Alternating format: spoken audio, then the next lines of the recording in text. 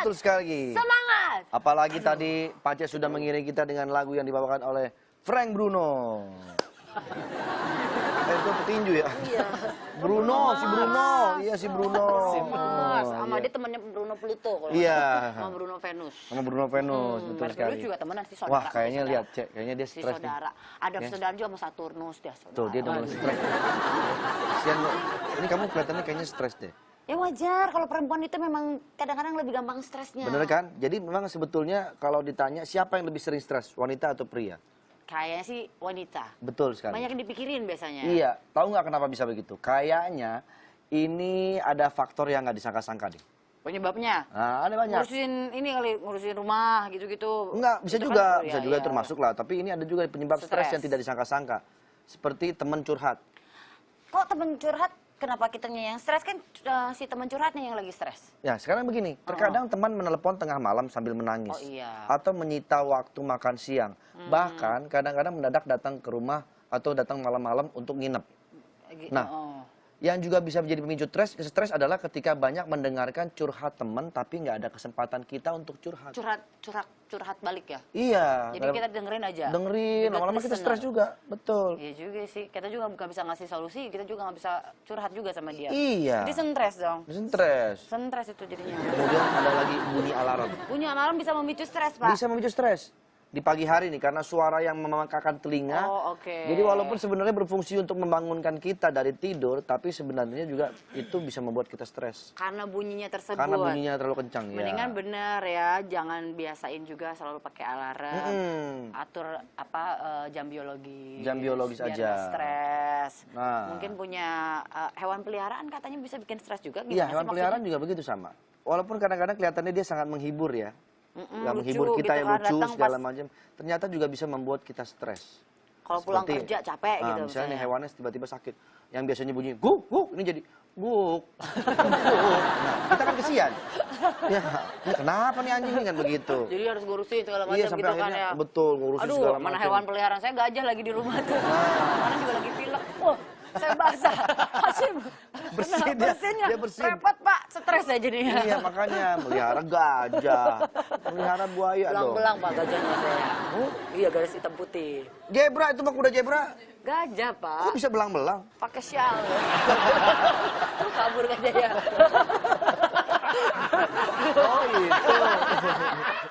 Lu gak gitu ah. Wah, goceng. Lu kalau di ini talk show udah denda goceng lo. Goceng. Masa asisten sendiri dibilang Kan nggak gajah. kelihatan di TV. Nggak ketahuan. Kamar tidur nih juga nih. Kamar tidur tempat yang paling dirindukan setelah beraktivitas. Buat Tapi senyaman mungkin apa ya. jadinya kalau pulang-pulang melihat kamar kita berantakan, kotor, penuh noda, berbau. Pasti males banget kan? Bikin emosi dan bikin stres. Bikin memicu emosi di kita Iya. dan kita bisa jadi stres. Stres. Kita bertanya-tanya dalam kau dan sanubari, kenapa ini tempat tidur berantakan dan kotor? Apakah sesungguhnya yang terjadi dalam lingkungan kamar kita? Kita terbelalak ketika melihat keadaan Nah, kotor. betul sekali. Gitu kan? Aku sampai terpengarah. Terperangah.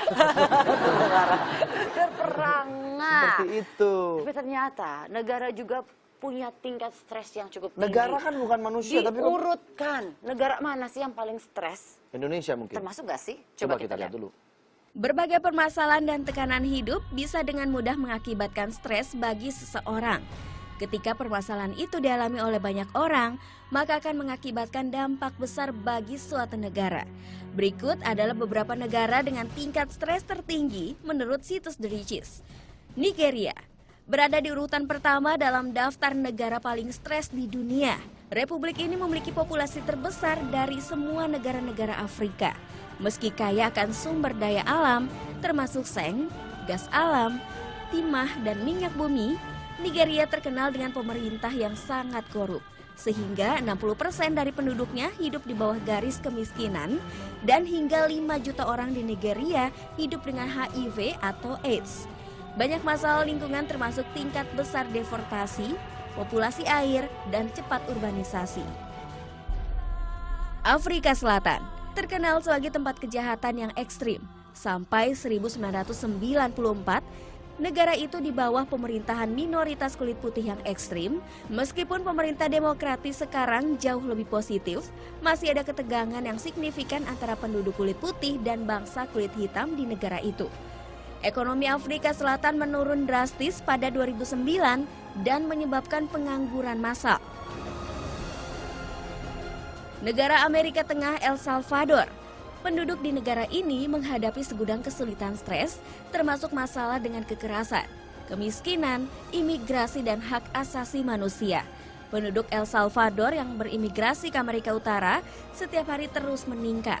Namun mereka harus berurusan dengan imigrasi yang ketat setelah berhasil melarikan diri ke negara Amerika lainnya. Hal inilah yang membuat tingkat stres semakin bertambah. Ya, beberapa di antaranya memang negara-negara yang sering mengalami konflik ya. Iya. Tingkat stresnya pasti lebih meningkat. Ya, biasanya negara-negara konflik seperti itu ya. Mudah-mudahan Indonesia tidak mengalami seperti itu ya. Paling memang kalau stres jalanan lah biasanya. Ya. Memang akan lebih meningkat emosi dan lain-lain ketika terjadi kemacetan di Betul. pagi hari. Jakarta sih termasuk yang luar biasa Betul. untuk Ini kemacetan. kita mengajak juga kepada seluruh masyarakat Indonesia. Ini adalah contoh tadi ya. Kita harus menjadi negara yang kuat, negara yang jangan stres, tapi negara yang Bersyukurlah nih yang pasti. negara yang bisa bersatu padu. Bineka Tunggal Ika. Bineka Tunggal Ika. Berbeda-beda tapi tetap bersatu juga untuk menjaga kedaulatan bangsa Indonesia. Luar biasa nih kita. Kita ngomong harus ada yang serius, jangan bercanda. Iya, saya nggak pernah Ya, bercanda Pak, nggak pernah. Soalnya bukan apa, saya udah banyak yang minta untuk jadi kepala daerah, cuman saya nggak mau. Saja. Ya, oke. Ini tadi beberapa pekerjaan dengan tingkat stres tertinggi. Apa aja pekerjaannya? Coba kita lihat. Faktor pemicu stres bagi sebagian orang tentunya berbeda-beda. Namun salah satu hal yang bisa menjadi pemicu utama adalah rutinitas penuh tekanan dan suasana tidak menyenangkan yang terjadi terus-menerus. Berikut beberapa pekerjaan yang diakui memiliki tingkat stres tertinggi. Perawat lansia dan babysitter. Tiap harinya kedua pekerjaan ini diharuskan memberi makan, memandikan dan merawat orang yang sakit atau terlalu muda, sehingga tidak mampu mengungkapkan rasa terima kasih. Jadi, inilah yang bikin stres karena harus menghadapi orang sakit dan gak dapat dukungan positif dari apa yang dikerjakan. Pramusaji, upah rendah, pekerjaan melelahkan, dan selalu diperintah oleh banyak orang mengenai apa yang harus dilakukan setiap hari. Sebanyak 10% pramusaji mengalami depresi berat dalam setahun terakhir.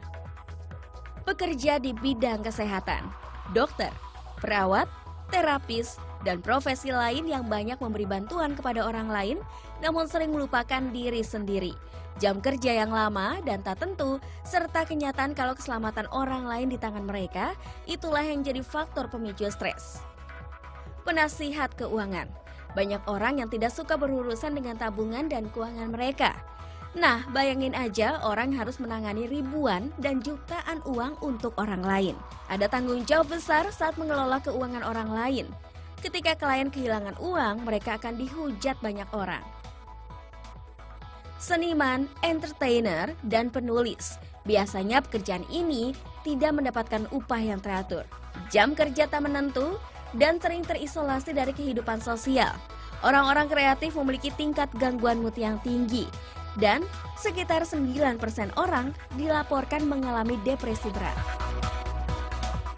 Kalau melihat kayak begitu, kita tentu harus menghargai dan mengucapkan terima kasih ya kepada ya babysitter, perawat. Mereka kadang-kadang tidak memikirkan diri sendiri, hanya untuk memikirkan orang lain. Tapi memang benar, kita juga bekerja seperti ini kadang-kadang tingkat stresnya cukup tinggi. Betul, Waktunya kan, apalagi kalau misalnya kayak pemain sinetron dan lain-lain, pagi ketemu pagi segala macam dan memang nggak ada waktu yang jelas juga. Penghasilan juga kadang-kadang kita kalau lagi banyak-banyak gitu. Nggak ada aturan, nggak ada penghasilan tetap ya. Tetapnya. Betul sekali. Nah itu, tapi untuk biar kita nggak stres, ini kelihatannya kita kan ceria-ceria mulu. Ada tips. Padahal mungkin sebenarnya kita juga ada stresnya juga ya. Iya, tapi demi menghibur masyarakat semua nggak apa-apa. Tenang aja. Kita berusaha untuk tetap tampil memukau. Mereka mungkin bertanya-tanya dalam sanubari. Stres, coba dinikmatin ini. Wah, tumben banget, baik banget, ada ayam goreng segala macam. Ayam goreng, coklat, waduh. Ini enak banget ini. Tuh, ayam, pare. Apa macam sih? Apa nih? Coklat. Coklat. Makan minum gimana? Orang lagi syuting kok malah makan minum sih? Gak apa-apa Bang Andre, daripada stres nikmatin aja dulu. memang pas banget Pak Cek ngasih kita susu steril. Banyak manfaatnya juga kan soal susu. Iya, betul. Banyak banget. Jadi susu steril ini adalah salah satu jenis protein yang terdapat dalam susu steril bisa menurunkan kadar hormon pemicu rasa stres. Selain itu juga dapat menurunkan tekanan darah dan menjadikan tubuh rileks. Tadi abis minum susu steril gue rileks. Kemudian ini sayuran hijau. Sayuran hijau. Ini pare juga ya. mendorong produksi zat kimia di otak yang memunculkan rasa gembira dan membuat lebih tenang. Nah, Ada juga dada, Pak. dada siapa? Ayam. Ayam. Dada ayam mengandung zat kimia yang mengatur rasa lapar dan perasaan bahagia serta rasa yang nyaman. Ih, baik banget ya Pak Cek di tumben-tumbenan nih. Dan juga ada totat. Coklat. Dark totat atau coklat dark lah, coklat coklat untuk lah. mengusir stres. Nah, jadi ini bisa ngusir gitu ya. Jadi ketika ada coklat, ada stres, Diusir. Gitu. Aduh. Jadi cukup segigit coklat hitam ini mengandung antioksidan dalam coklat ini bisa membuat dinding pembuluh darah menjadi lebih rileks. Sehingga peredaran darah pun lancar. Lebih Seperti lancar, itu. mantap. Tumben banget sih. Pak Cek Iya. baik banget sih. Kasih kita Makasih ya, Pak Cek. Aduh. makanan, segala Cobain macam. cobain enak banget nih. Tumben dia. Biasanya nggak pernah kayak gini nih. Nih, bilnya, ya kan? Bill, Oh iya. Bil Kan apaan? udah dicoba semua kan? Ini bayarnya. lu nggak ngasih gratis, maksudnya suruh Ya bayar? enggak lah, hari gini gratis. Belok di tikungan aja bayar, masa Kagak mau makan gini bayar. gratis. Main diambil lagi. Hah? Dia diambil lagi nih? Iya, Kalau ini nggak gua bayar bawa diambil. dulu. Ntaran aja lagi baru makan lagi. Ah, si Pace. Ya. Pak Cek, Udah biarin aja, Ti. Udah, ntar kok gitu aja. sih? Untung tadi kita udah minum susunya. Lumayan. Ya, nggak apa-apa. Lumayan. Bayar ntar. Bayar lagi enggak kan belum dimakan semuanya tuh makanan ya kan? Lumayan dapat ayamnya. Dapet tuh. Wah, jago juga lu tipsnya. Tapi ngomong-ngomong, ada lagi nggak tips-tips menghadapi stres yang selain yang tadi? Yang pasti kita harus melakukan hobi yang kita sukai. Bener ya? banget ini. Hobi saya kan ngeliatin mobil-mobil klasik gitu ya. Itu penghilang stres ya Bang Ade? Hilang stres saya, beneran. Cuman jadi tambah stres lagi. Kenapa? Karena bagaimana cara belinya? Pas bayarnya stres pas ngeliatinnya seneng. Coba ini apa olahraga. Oke, olahraga pasti. Olahraga bagus. Yoga, meditasi, itu kan apa ya bikin tenang, Coba. terus juga menghilangkan stres. Coba Esti, coba. Nih, tarik nafas. Tarik napas. Angkat tangannya ke atas, Bang Andre. Buang napas, turunkan tangan dengan perlahan-lahan. Lagi sekali lagi. Tarik napas lagi. Buang napasnya. Relax kan? Stres hilang ya. Relax. Ya. Tapi kok agak mulus gue jadi. Karena buang napas dulu dari Coba tadi. sekarang, sambil tarik napas, tangan kanan memegang kuping di sebelah kiri. Kuping sendiri, kuping saya. bilang Kuping sendiri. Oh ya, tarik napas, tangan kanannya sendiri, megang kupingnya sendiri yang di sebelah kiri. Oke. Bisa dijelasin begitu ya. Buang nafas. Rasakan ada tarikan di leher sendiri ya. Sehingga leher yang pegal-pegal bisa terasa lebih nyaman. Oke, berteriaklah. Wah. Bener loh, berteriak tuh. Iya berteriak bisa. Berteriak tuh mengurangi mengurangi stres. Iya benar. Bu Cita. Tuh, stres hilang kan. Cuma diubur-ubur orang lah. Tapi benar loh, berteriak lepas itu dengan suara lantang merupakan cara baik untuk mengatasi Ini stres. tips ya untuk sahabat pagi yang biasa nyetir sendirian di tengah-tengah kemacetan, mendingan sambil nyanyi-nyanyi teriak-teriak. Itu lumayan loh mengurangi stres. Iya, Bener. tapi jangan lepas baju ya. Lepas baju, cuma orang stres tapi kayak begitu. Tuh. Waduh. Untung dia waktu itu nggak stres. Nah, tuh Pace ketawa. Ketawa juga Esti bisa menghilangkan stres. Itu menghilangkan stres. Oh, kayak nonton ini talk show gitu kan bisa ngilangin Nah, stres. nonton pagi-pagi. Pagi-pagi nonton Tonight Show itu Ya, promonya ketawa. semua. Gitu.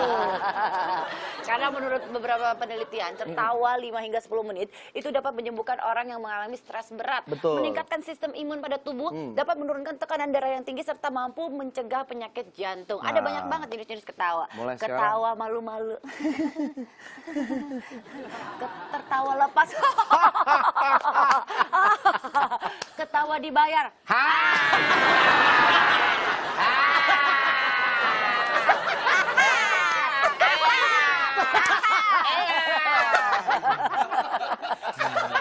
Udah, kita sudah mulai tidak stres, nanti kita balik lagi hanya di pagi-pagi Semangat!